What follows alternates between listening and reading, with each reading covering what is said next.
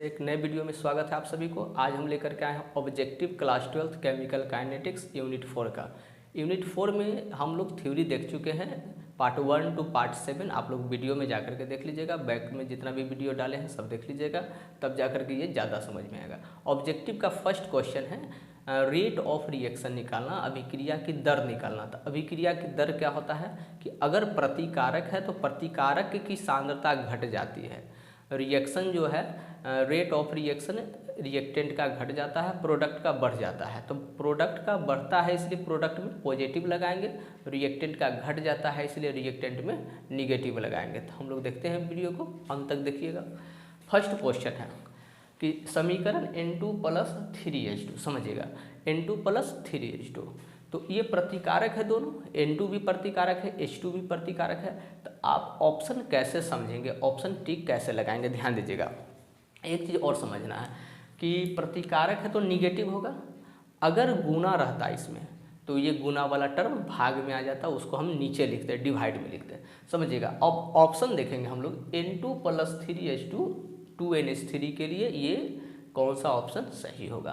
तो हम लोग कैसे चेक करेंगे, तो जैसे N2 ये तो माइनस होगा, यानी कि ये प्लस वाला तो होगा नहीं, रिएक्टेंट जो है वो निगेटिव होना चाहिए, उसका कंसंट्रेशन है, उसका सांद्रण है वो घट जाता है, तो निगेटिव में होगा। तो अब देखिए N2 तो -DN2, समझिएगा -DN2 हम पहले भी बता चुके हैं, यहाँ भी ध्यान से देखिएगा कि अगर रिएक्टेंट है तो रिएक्टेंट को हम निगेटिव में लिखेंगे, प्रोडक्ट को पॉजिटिव में लिखेंगे, क्योंकि रिएक्टेंट का कंसंट्रेशन घट रहा है, प्रोडक्ट का कंसंट्रेशन बढ़ता है।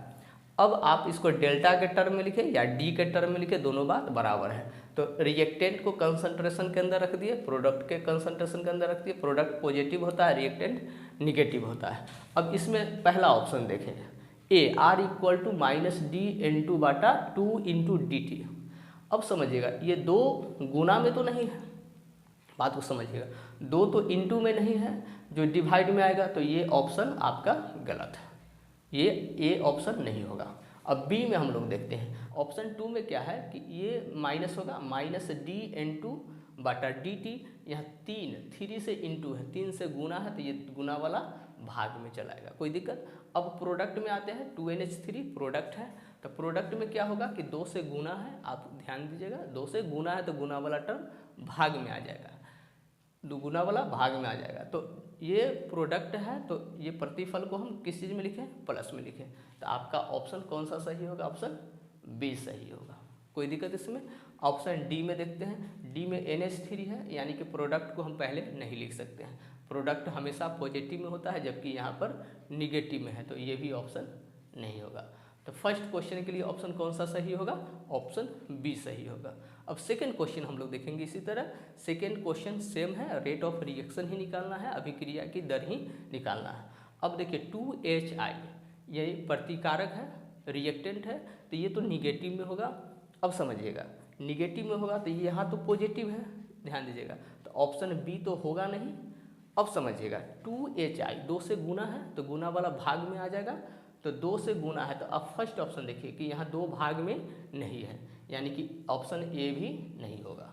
अब ऑप्शन सी में देखते हैं हम लोग, R = -DHI का स्क्वायर। अभी बताए कि 2 से गुना है यहाँ पर, समझिएगा, तो 2 से गुना है तो गुना वाला भाग में आ जाता है, न कि पावर में, तो यहाँ पर पावर में है, तो ये ऑप्शन भी गलत होगा। ऑप्शन डी देखते हैं, तो डी क्या है, -DHI 2 से गुना है ये, तो गुना वाला टर्म भाग में आ जाता है, 2 × dt। अब इसके बाद देखेंगे कि H2 तो प्रोडक्ट में है, प्रोडक्ट में है तो ये H2 पूरा क्या हो जाएगा, प्लस में हो जाएगा, I2 भी क्या होगा, ये प्लस में होगा, तो यहाँ पर +DH2/dt, फिर = D डेल्टा I2/ΔT। तो ये दोनों क्वेश्चन में कोई दिक्कत। अब हम लोग देखते हैं नेक्स्ट क्वेश्चन, क्वेश्चन नंबर 3 देखते हैं। क्वेश्चन नंबर 3 क्या है कि शून्य कोटि अभिक्रिया A + B एरो C के लिए दर क्या होगा।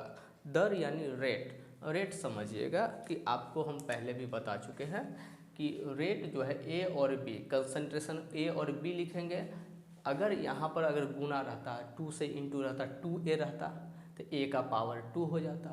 अगर 3b रहता तो b का पावर 3 हो जाता, लेकिन यहाँ पर इंटू नहीं है, इंटू नहीं है यानी कि पावर उसका क्या हो जाएगा, 0 हो जाएगा। जब कुछ नहीं रहे तो पावर 0 होगा। तो आर इक्वल टू के कंसंट्रेशन ए के पावर 0, कंसंट्रेशन बी के पावर 0, ये ऑप्शन आपका सही होगा, सही ऑप्शन होगा। अब क्वेश्चन नंबर 4 देखते हैं। शून्य कोटि अभिक्रिया के लिए वेग स्थिरांक की इकाई होती है। फिर उसके बाद क्वेश्चन नंबर 5 है, प्रथम कोटि अभिक्रिया के लिए वेग स्थिरांक की इकाई होती है। क्वेश्चन नंबर 6 है, द्वितीय कोटि अभिक्रिया के लिए वेग स्थिरांक की इकाई होती है। यानी कि कोटि जितना भी रहे उसका एक फॉर्मूला होता है, वो हम बता रहे हैं, ये आसानी से निकल जाएगा। नंबर 4 क्या है कि शून्य कोटि अभिक्रिया के लिए वेग स्थिरांक की इकाई होगी unit of rate constant for zero order reaction. तो ऑर्डर कुछ भी हो, जीरो ऑर्डर हो, फर्स्ट ऑर्डर हो या सेकेंड ऑर्डर हो, तो इसके लिए रेट कांस्टेंट का यूनिट कैसे निकाला जाता है, तो एक फार्मूला आप लोगों को बता रहे हैं, ध्यान से देखिएगा। एक फार्मूला होता है K equal to concentration by time, समझिएगा अच्छा से, हम पूरा बारी बारी से निकाल करके बताएंगे, इनटू 1 बाई कंसंट्रेशन का पावर n, समझिएगा। ये फार्मूला है रेट कांस्टेंट निकालने का। n क्या है, तो n जो है, n के जगह पे आप 0 ले सकते हैं, 1 ले सकते हैं, 2 ले सकते हैं। तो क्यों, तो अगर 0 हम लेते हैं, ध्यान दीजिएगा, n इक्वल टू 0 लेते हैं तो जीरो ऑर्डर के लिए है, 1 लेते हैं तो फर्स्ट ऑर्डर के लिए है, 2 लेते हैं तो ये सेकेंड ऑर्डर के लिए है। तो समझिएगा, ध्यान दीजिएगा, कंसंट्रेशन का यूनिट क्या होता है, हम लिख रहे हैं यहाँ पर जीरो ऑर्डर के लिए। पहले हम लोग शून्य कोटि अभिक्रिया का देखेंगे। तो कंसंट्रेशन का यूनिट याद रखिएगा, मोल into litre inverse by time का यूनिट क्या होता है, सेकेंड होता है। फिर 1 बाई कंसंट्रेशन का फिर मोल इंटू लीटर इनवर्स, इसका पावर 0। n है पावर, अगर जीरो ऑर्डर का निकालना हो तो n के जगह पे 0 डालेंगे, फर्स्ट ऑर्डर का निकालना होगा तो 1 डालेंगे, सेकंड ऑर्डर का निकालना हो तो 2 डालेंगे। फिलहाल हम लोग निकाल रहे हैं शून्य कोटि, कोई भी अंक का पावर अगर 0 है या ब्रैकेट के कुछ के अंदर कुछ भी हो, इसका पावर 0 है, तो ये पूरा टर्म क्या हो जाता है, 1 हो जाता है।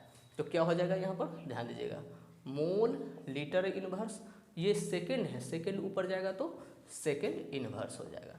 अब बताइए, मोल लीटर इनवर्स सेकेंड इनवर्स, मोल लीटर इनवर्स सेकेंड इनवर्स, इसका ऑप्शन कौन सा सही होगा, ऑप्शन बी सही होगा। कोई दिक्कत इसमें। अब क्वेश्चन नंबर 5 देखते हैं।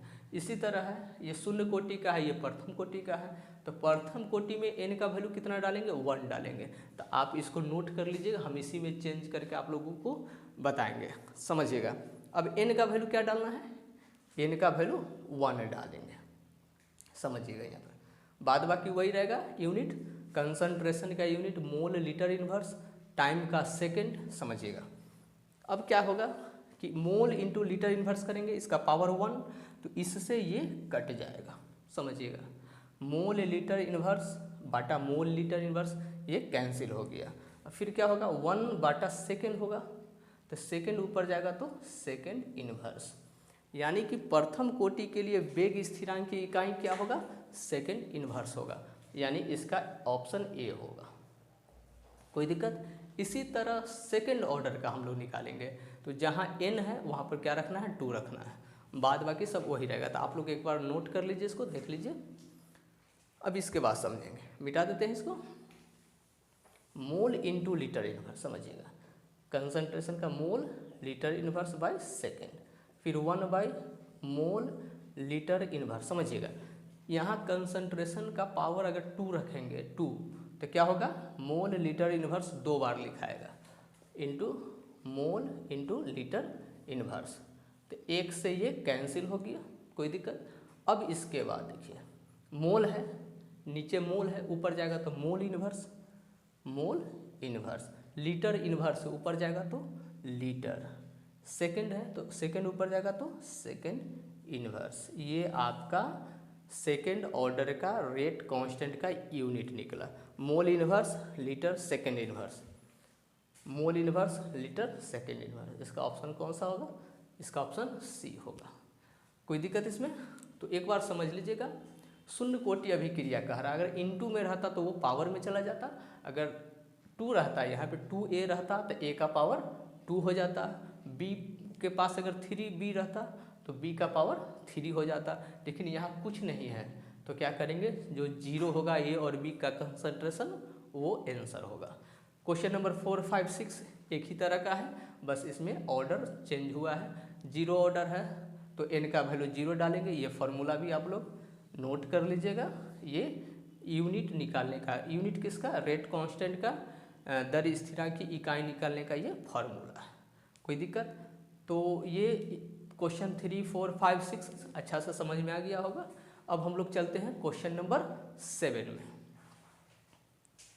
चलिए ध्यान दीजिएगा। अब क्वेश्चन नंबर हम लोग 7 देखेंगे। क्वेश्चन 7 क्या है कि अभिक्रिया की कोटि यानी ऑर्डर ऑफ रिएक्शन क्या होगा।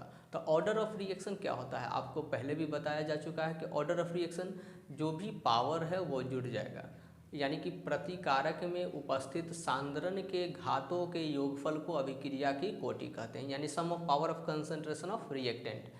यानी कि जो भी पावर होगा, पावर को हम जोड़ देंगे तो वो क्या आ जाएगा, अभिक्रिया की कोटि आ जाएगा, ऑर्डर ऑफ रिएक्शन होगा। अब समझिएगा 3/2 bag equal to k a to the power 3/2 b to the power -1 के लिए अभिक्रिया की कोटि निम्न में से कौन सही होगा, ऑर्डर ऑफ रिएक्शन इसमें से कौन सही होगा।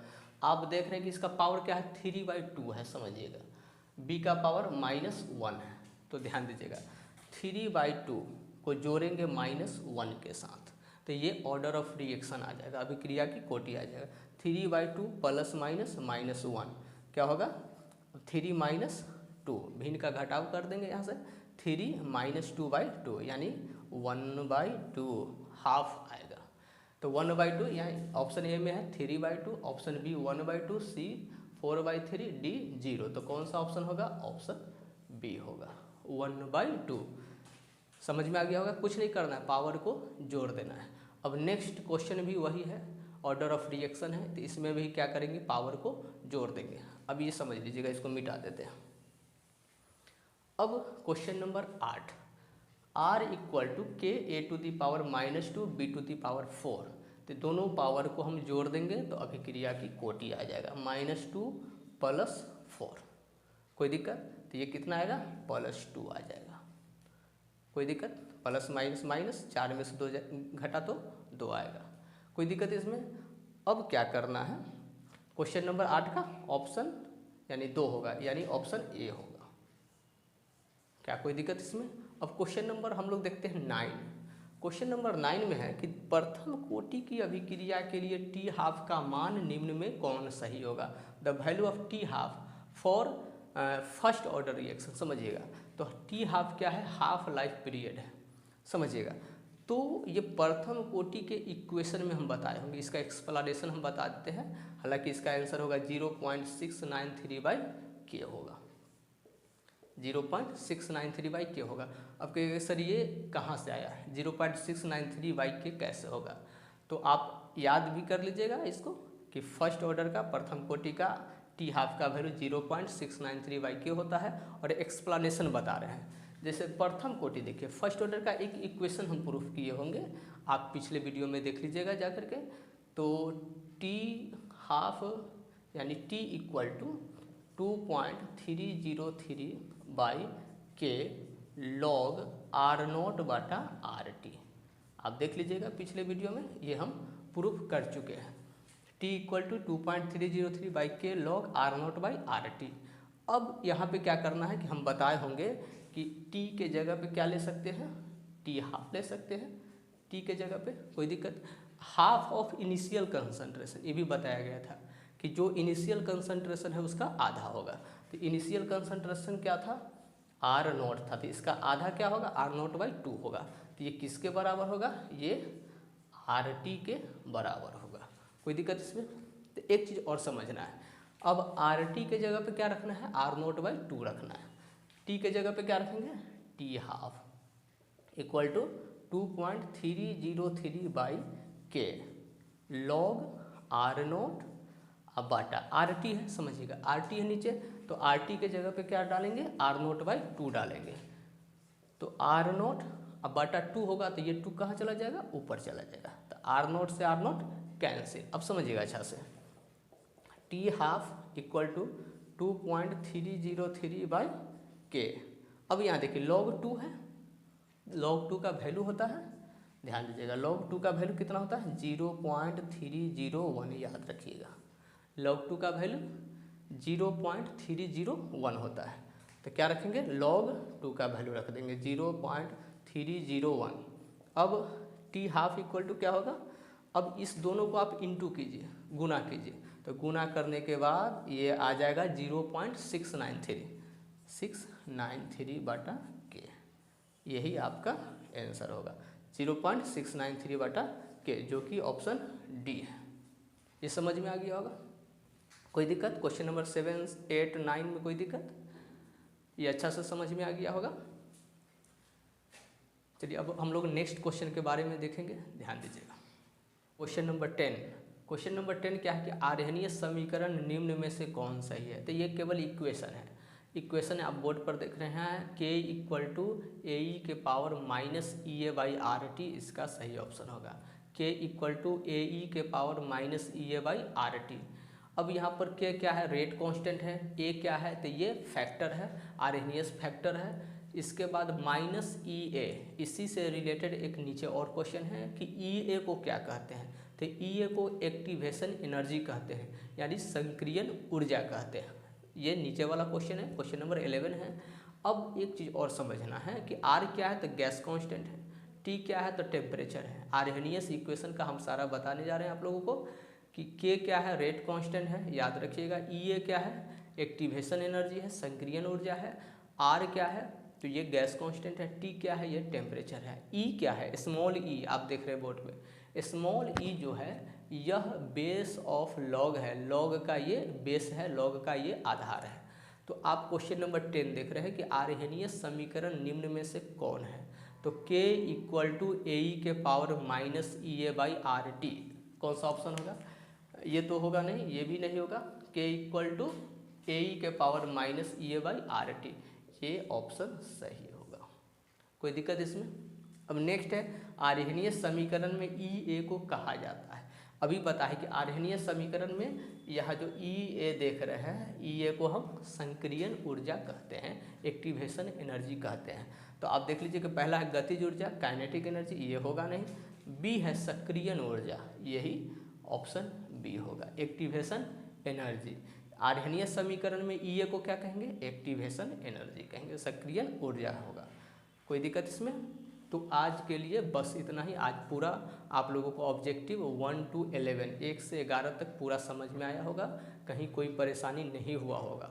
उम्मीद करता हूँ कि ये वीडियो आप लोग को अच्छा से समझ में आया है।